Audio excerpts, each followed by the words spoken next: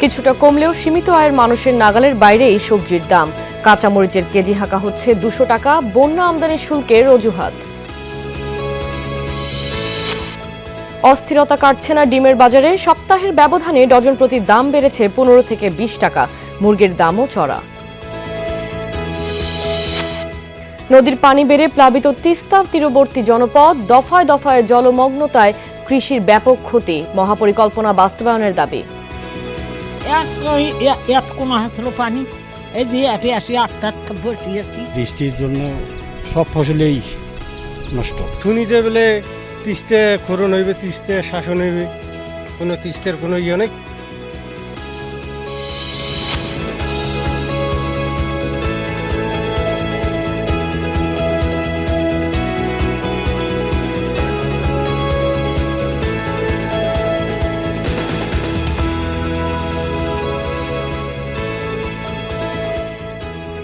দর্শক আমন্ত্রণ বিজনেস স্টোরিতে, আপনাদের সাথে আছে আমি কাশফিয়া রুহিয়া। তখন শিরোনাম দেখছিলেন, এবার বিস্তারিত। বাজারে সবজির দাম কিছুটা কমলেও স্বস্তি ফেরেনি এখনও, কেননা আমদানি কাঁচামরিচের কেজি 24 টাকা পড়লেও শুল্ক আর পরিবহন খরচ মিলিয়ে তা দাঁড়াচ্ছে 135 টাকা। সরবরাহ পর্যাপ্ত না হওয়ায় সেই মরিচ রাজধানীর বাজারে বিকোচ্ছে 200 থেকে 280 টাকা পর্যন্ত। এদিকে পটল, ঢেঁড়সের দাম কিছুটা কম হলেও শস্য ভাণ্ডার হিসেবে পরিচিত অঞ্চলে এখনও বৃষ্টি জলাবদ্ধতা থাকায় গোল বেগুন, শিম, টমেটো, গাজর সহ অনেক সবজির দর চড়া। আরও জানাচ্ছেন আমাদের সহকর্মীরা। আমদানির প্রভাবে কমতে থাকা কাঁচামরিচের দাম কিন্তু আবারও 10 টাকা 20 টাকা বাড়তে শুরু করেছে। 2 দিন আগে কারণ বাজারে যে কাঁচামরিচ 180 টাকায় বিক্রি হয়েছিল কেজি প্রতি, সেটি এখন 200 টাকা। কারণ বাজারের বাইরে তালতলা, শেওড়াপাড়া বা অন্য বাজারগুলোতে সেই কাঁচামরিচের কেজি কিন্তু চাওয়া হচ্ছে 250 থেকে 280 টাকা পর্যন্ত। এদিকে অন্য সবজিগুলোর দাম কমলেও যে খুব একটা স্বস্তি মিলছে বাজারে, সেটিও কিন্তু বলা যাচ্ছে না। কেননা শিম, তারপর হচ্ছে গোল বেগুন এবং টমেটো, গাজরের দাম কিন্তু এখনও 100 টাকার অনেক বেশি। আমাদের বেতনের চেয়ে হাই রেট হয়ে গেছে, এখন আমাদের ধার করে চলতে হইতেছে আমাদের, এখন আর কিছু করার নাই। আয় কত তো পারে না, আবার আপনার এই যে 1000 টাকার বাজার হেরে একদিনে জায়গা। আমদানি কাঁচামরিচের মূল্য কেজি প্রতি 24 টাকা হলেও এর সাথে আমদানি শুল্ক, তার উপর পরিবহন খরচ এবং অন্যান্য খরচ যোগ করে দামটা একটু বেশি হয়ে যাচ্ছে। অন্যান্য সবজি সরবরাহ বাড়লেও যেহেতু দেশের শস্য ভাণ্ডার হিসেবে পরিচিত জেলাগুলোতে এখনও অনেক ক্ষেত পানিতে তলিয়ে আছে, তাই সেই সরবরাহেরও কিছুটা সীমাবদ্ধতা রয়েছে। আমদানি কর আইয়ে না ভাই, এরা বর্ডার ক্রস করে ইন্ডিয়ান মরিচ না, ইন্ডিয়ানের তো মরিচে এই ক্রস করে আইয়ে না, মাল একটু কম। গোল বেগুনের দাম গত সপ্তাহ ছিল 180 টাকা কেজি, এখন মাত্র 120 টাকা। আর সিম গত সপ্তাহ ছিল 280 থেকে 300 টাকা, আর এখন মাত্র 220 টাকা কেজি সিমের কেজি। বন্দরনগরীর খবর জানতে আমরা যাচ্ছি সহকর্মী জোবায়েদ ইবনে শাহাদাতের কাছে। ধন্যবাদ হুমায়ুন। আমরা গত সপ্তাহে সবজির বাজারে যে চিত্র দেখেছি, এই সপ্তাহে তার চেয়ে কিছুটা স্বস্তি মিলছে। মানে বেশিরভাগ সবজি 10 থেকে 20 টাকা প্রতি কেজিতে কমেছে, কিন্তু এখনও 100 টাকার আশেপাশেই আছে এবং এই টাকা দিয়ে সবজি কিনতে তাদের বেশ হিমশিম খেতে হচ্ছে, এমনটা তারা বলছেন। কষ্ট তো হয় ভাই, 100 টাকার উপর হলে সবাই কিনতে পারে। 100 টাকা যদি একটা সবজি খেতে হয় তাদের কষ্ট হবে না, 180 টাকা দিলে একটু মুরগি পাওয়া যায়। বিক্রেতা যারা আছেন তারা সরবরাহ ঘাটতির কথাটা বলছেন। তারা বলছেন পর্যাপ্ত সরবরাহ নেই, পাশাপাশি টানা যে বৃষ্টি এবং সাম্প্রতিক বন্যা, যার কারণে উৎপাদন কিছুটা ব্যাহত হয়েছে এবং সবজি ব্যাপক হারে নষ্ট হয়েছে। সামনে যদি আরো 2-1 দিন বৃষ্টি পড়ে তাহলে সবজির দামটা আবার নতুন বাড়তে পারে। 10-20 টাকা করে কমছে, কিন্তু যা কমছে তা তো সাধারণ মানুষের জন্য তাও মনে হচ্ছে যে মোটামুটি দামি। চলে যাব জামালপুর সহকর্মী সাগর ফারাজের কাছে। ধন্যবাদ। গত কয়েকদিনের যে টানা বৃষ্টি বা যে জলাবদ্ধতা সৃষ্টি হয়েছে, এ কারণে কৃষকরা কিছুটা ক্ষতিগ্রস্ত হয়েছে।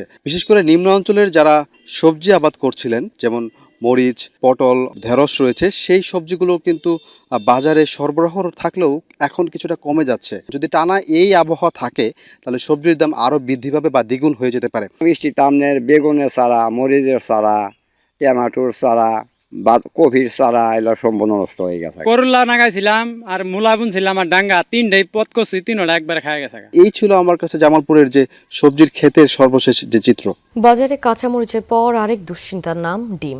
সপ্তাহের ব্যবধানে ডজন প্রতি দাম বেড়েছে 15 থেকে 20 টাকা। একই চিত্র পোল্ট্রি বাজারেও। এ যেন দাম বৃদ্ধির কোনো প্রতিযোগিতা। দফায় দফায় চড়ছে সোনালী ও দেশি জাতের মুরগির দর।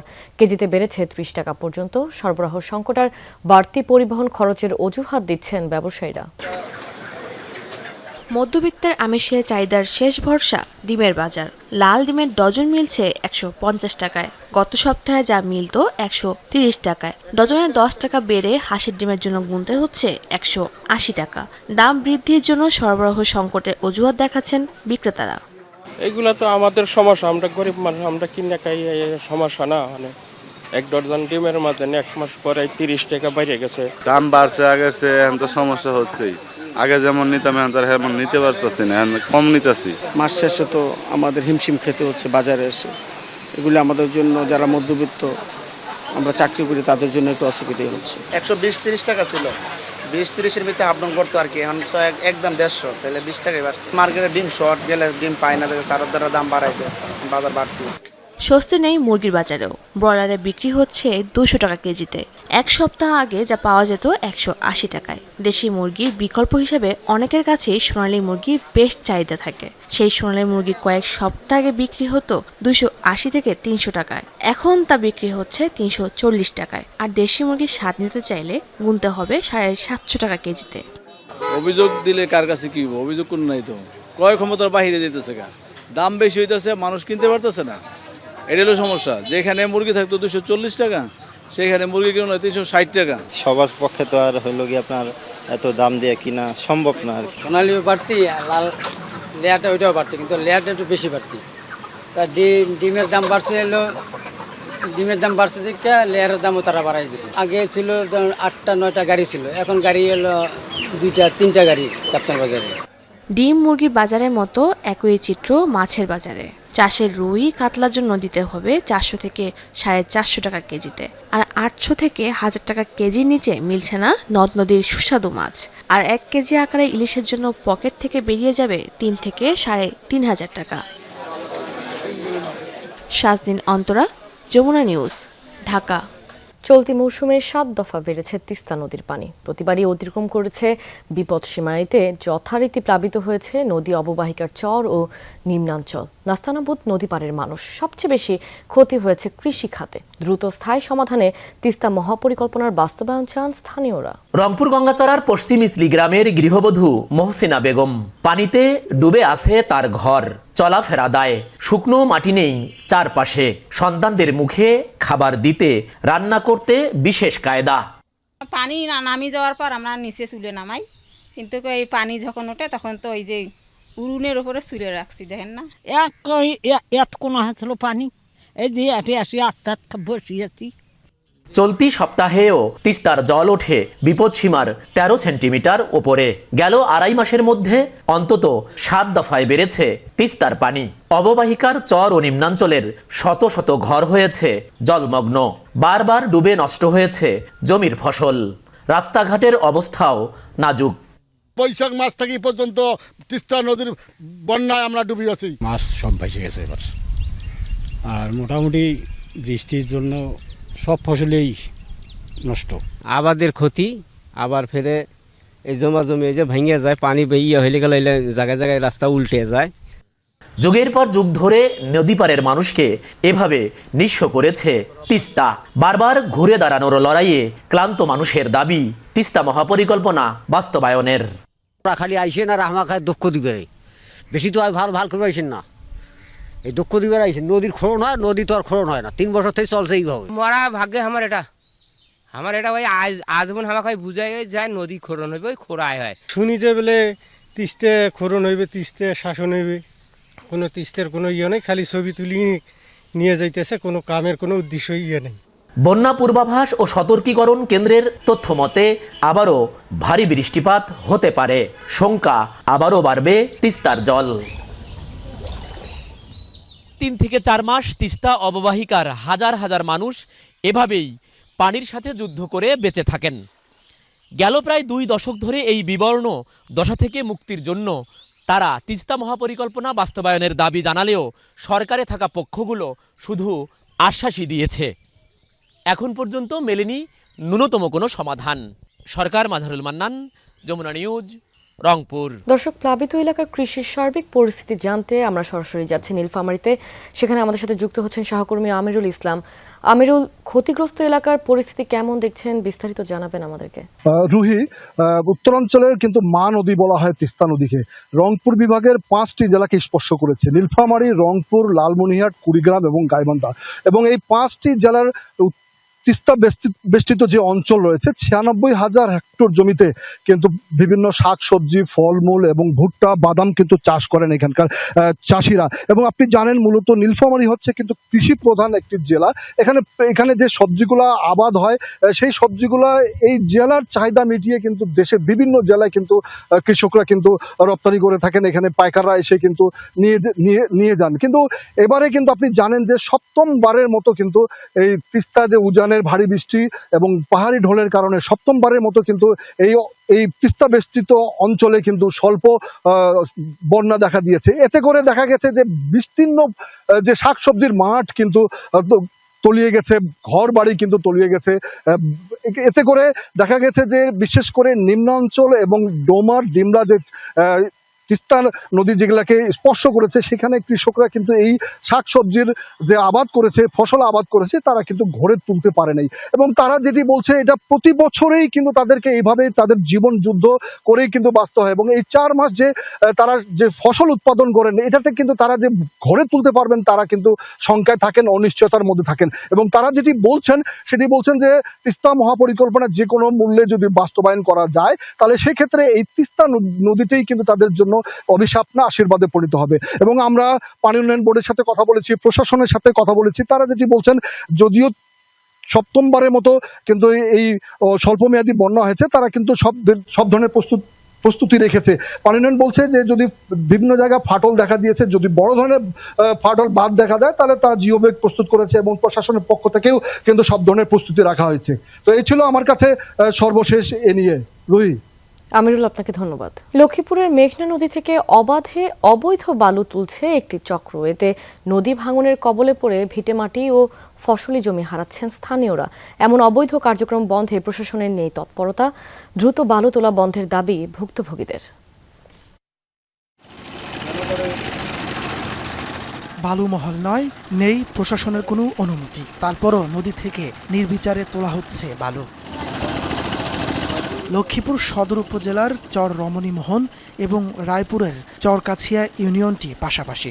মেঘনার প্রায় ২০ কিলোমিটার এলাকা জুড়ে চলছে বালু তোলার মহোৎসব। 10টিরও বেশি ড্রেজার দিয়ে দিনরাত বালু তোলা হচ্ছে। স্থানীয়দের অভিযোগ, অপরিকল্পিতভাবে বালু তোলায় ভাঙছে নদীর পার, বিলীন হচ্ছে আশপাশের ফসলি জমি, ঘরবাড়ি। বালু উঠেছে, উঠানোর কারণে এগুলা ভাঙতে আছে। রাইতে যদি নদী ভাঙে যদি নদীতে ফালাই দেয় তত আমগো থাকার কোনো আশ্রয় নাকি। রাজনৈতিক প্রভাব খাটিয়ে একটি চক্র বালু উত্তোলন করছে বলে অভিযোগ গ্রামবাসীর। ছোটখাটো নেত্রী যারা এরা বালু উঠাইতে আছে এরা তো কেউ বাতাবরণ হয় না। এই বালুর গতিকে আমরা মনে করি এই অবস্থায় আমরা অস্থায়ীভাবে আছি। এই বালু যায় কই আর আমরা তাই কই। নদী থেকে বালু উত্তোলনের বিষয়টি অকপটে স্বীকারও করলেন অভিযুক্তরা। বাসার নাম্বার একজন, আলামিন একজন, হাকিম একজন, আমি একজন, তারা 4 ফাটে উঠে যায়। বাবুল সিংহের একখান আছে, আলামিনের একখান আছে, আমাদের একখান আছে। দলীয় বলা হয়নি, চালায় দলীয় বলা হয়নি, চা পানি খরচ করে যাওয়া হয়। বালু উত্তোলন বন্ধে জনপ্রতিনিধি ও পানি উন্নয়ন বোর্ডের কর্মকর্তারা কঠোর আইনি ব্যবস্থা নেওয়ার কথা বলছেন। এলাকাটা তো হলো দুর্গম এলাকা, এখন আর বৃষ্টিপাত হলে দিন পথে যাইতেও পারে না। ওরা তো খবর টবর রাখে, লোকাল লোকজন ইনফরমেশন দিলে প্রশাসন সেখানে হামলা করে। এখন আবার শুরু করছে তো স্ট্যান্ড গ্রেফতার করে জেলে পাঠায়। উপজেলা প্রশাসনের সাথে আমরা যোগাযোগ করে যারা এই অবৈধ বালু উত্তোলন করছে এদের বিরুদ্ধে আইনানুগ ব্যবস্থা গ্রহণ করা হবে এবং ভবিষ্যতে যাতে এই ধরনের কাজ আর না হয়, অবৈধভাবে বালু যাতে তারা মেঘনা নদী থেকে না তোলে সেই ব্যাপারে আমরা যে পদক্ষেপ নেওয়া দরকার সেই পদক্ষেপগুলো নিব। অভিযোগ রয়েছে স্থানীয় প্রশাসনকে ম্যানেজ করেই চলছে এই অপকর্ম। তবে এই বিষয়ে ক্যামেরায় কথা বলতে রাজি না জেলা প্রশাসক SM মেহেদি হাসান। অবৈধ নদী বালু উত্তোলন বন্ধে প্রশাসনকে দ্রুত ব্যবস্থা নেওয়ার দাবি ভুক্তভোগীদের। তারপর সরকার, যমুনা নিউজ। এই সপ্তাহে মার্কিন ডলারের দর 5 পয়সা বাড়লেও মোটামুটি অপরিবর্তিত ছিল অন্যান্য বিদেশি মুদ্রার দাম। এনসিসি ব্যাংকের তথ্য মতে সপ্তাহের ব্যবধানে মার্কিন ডলার বৃহস্পতিবার সর্বোচ্চ লেনদেন হয়েছে 123 টাকা 95 পয়সা দরে। সোমবার পাউন্ড সর্বোচ্চ লেনদেন হয় 167 টাকা 18 পয়সা। বুধবার সর্বনিম্ন দর ছিল 166 টাকা 48 পয়সা। বৃহস্পতিবার ইউরো সর্বোচ্চ লেনদেন হয়েছে 143 টাকা 38 পয়সা। সর্বনিম্ন দর ছিল 142 টাকা 27 পয়সা। পার্থক্য নেই অস্ট্রেলিয়ান ডলারের বিনিময় মূল্য। বৃহস্পতিবার সর্বোচ্চ দর ছিল 86 টাকা 75 পয়সা, 86 টাকা 13 পয়সা সর্বনিম্ন ছিল মুদ্রাটি, আর 30 টাকার মধ্যে লেনদেন হয়েছে মালয়েশিয়ান রিঙ্গিতের দরে। বৃহস্পতিবার সর্বোচ্চ 96 টাকা 61 পয়সা লেনদেন চলছে সিঙ্গাপুর ডলার। রবিবার সর্বনিম্ন 96 টাকা 32 পয়সা ছিল মুদ্রাটি, সামান্য বেড়েছে সৌদি রিয়ালের দর। বৃহস্পতিবার সর্বোচ্চ 33 টাকা 1 পয়সা লেনদেন হয়েছে মুদ্রাটি, পরিবর্তন ছিল না কানাডিয়ান ডলারে। সোমবার সর্বোচ্চ লেনদেন হয় 88 টাকা 37 পয়সা। বুধবার সর্বনিম্ন লেনদেন হয় 87 টাকা 78 পয়সা দরে। ভারতীয় রুপির জন্য সর্বোচ্চ গুনতে হয়েছে 1 টাকা 30 পয়সা। এবার চীনের পলিসিলিকনজাত পণ্যের উপর 15% শুল্ক আরোপের সিদ্ধান্ত নিয়েছেন মার্কিন প্রেসিডেন্ট ডোনাল্ড ট্রাম্প, যা সেমিকন্ডাক্টর বা চিপ তৈরির ক্ষেত্রেও গুরুত্বপূর্ণ উপাদান। বৃহস্পতিবার এ সংক্রান্ত একটি নির্বাহী আদেশে স্বাক্ষর করেন ডোনাল্ড ট্রাম্প, যার ফলে চীন থেকে সেমিকন্ডাক্টর ও সোলার প্যানেলে ব্যবহৃত পলিসিলিকন দিয়ে তৈরি পণ্য আমদানিতে গুনতে হবে 15% শুল্ক, যা কার্যকর হবে ডিসেম্বরে। এর পাশাপাশি চিপ আমদানির পরিমাণও নির্ধারণ করে দিয়েছে ট্রাম্প প্রশাসন। সম্প্রতি ড্রোন, হিউম্যানয়েড রোবট এবং অন্যান্য চীনা প্রযুক্তি পণ্য আমদানির উপর নিষেধাজ্ঞা আরোপ করে যুক্তরাষ্ট্র। বাংলাদেশ থেকে কৃষি শ্রমিক নিতে আগ্রহ প্রকাশ করেছে ওমান সরকার। বৃহস্পতিবার ওমান অবজারভার এ তথ্য নিশ্চিত করে। বাংলাদেশ থেকে কৃষিলব্ধ জ্ঞান ও অভিজ্ঞতাকে কাজে লাগাতে চায় মধ্যপ্রাচ্যের দেশটি। এজন্যই বাংলাদেশ থেকে কৃষি শ্রমিক নিতে ইচ্ছুক এমন ওমানি কৃষকদের কাছ থেকে আবেদন চেয়েছে দেশটির কৃষি সমিতি। তবে তাদের মানতে হবে 5টি শর্ত। প্রয়োজনীয় কাগজপত্র ও শর্তগুলো পুরোপুরি পূরণ না হলে আবেদন বাতিল বলে গণ্য হবে বলে জানায়। বিজ্ঞপ্তিতে মোট কতজন শ্রমিক নেওয়া হবে বা কবে থেকে তারা ওমানে কাজ করবেন সে বিষয়ে কোনো তথ্য প্রকাশ করা হয়নি। শ্রমিক নিয়োগের বিষয়ে দালালদের সাথে লেনদেন না করার পরামর্শ দিয়েছেন ওমানের প্রবাসী বাংলাদেশিরা। হরমুজ প্রণালীতে নতুন একটি মধ্যবর্তী নৌপথ তৈরির প্রস্তাব নিয়ে আলোচনায় রয়েছে ইরান ও ওমান। রয়টার্সে প্রকাশিত একটি মানচিত্রে দেখা গেছে, নতুন এই রুট চালু হলে উপসাগর থেকে বের হওয়া জাহাজগুলো ইরান ও ওমানের মাঝের পথ ব্যবহার করবে, আর উপসাগরের প্রবেশকারী জাহাজের ক্ষেত্রে প্রয়োজনে হস্তক্ষেপের ক্ষমতা পাবে তেহরান। যুক্তরাষ্ট্র ও ইসরায়েলের ইরানে হামলার পর সংঘাত নিরসনের আলোচনায় হরমুজ প্রণালীর নিয়ন্ত্রণ এখন গুরুত্বপূর্ণ ইস্যু হয়ে উঠেছে। যুদ্ধের আগে বিশ্বের প্রায় 20% তেল এবং বিপুল পরিমাণ পণ্য এই প্রণালী দিয়ে পরিবহন হতো। দর্শক, এই ছিল বিজনেস টুডের এখনকার আয়োজনে। এতক্ষণ সাথে থাকার জন্য ধন্যবাদ সবাইকে।